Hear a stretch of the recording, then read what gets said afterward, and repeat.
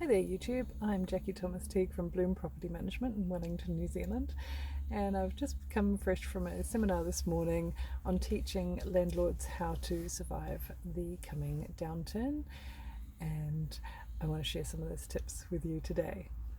So one of the questions we had is, how do you deal with the rent war that's happening? How do you cope when other landlords are putting down their rents but you want to get more for your property? Well, I've got lots of strategies for you about that. The first is consider how much rent you actually need from your property. And yes, we all need more rent because costs are going through the roof. I don't know about you, but where I live, interest rates are climbing, insurance is going through the roof, rates are increasing at a phenomenal rate, tradespeople are more expensive, and so on. There's a lot of costs and compliance. So we do need as much rent as we possibly can get from our properties to stay solvent through the coming years, because there certainly isn't going to be capital gains from property in my area for quite some time to come. And so landlords have to survive that, and the only option we've got available to us is increasing rents.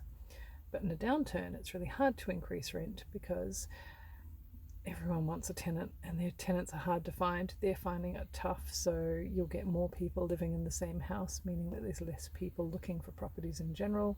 The whole housing crisis that we had last year has been solved simply by having a market downturn.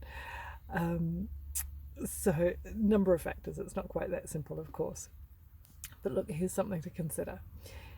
If you're holding out for getting $500 a week rent for your property, just say, and holding out for that is costing you 4 weeks vacancy, you're going to get a net, a gross return that year of $24,000. So 500 times 48, 24,000. If you drop your asking rent to $480 a week and you rent it 2 weeks sooner, so you rent it for 50 weeks a year, what do you know? That's also $24,000. So it seems like, a $20 drop actually works out to be the same amount.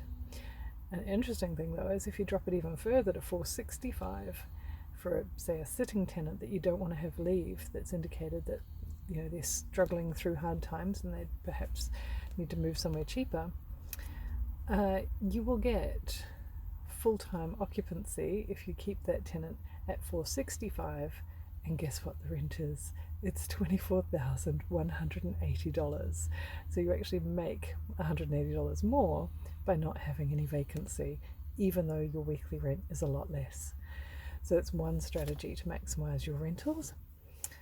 I've got plenty more, like presenting the property well, and I'll talk about that in other snippets.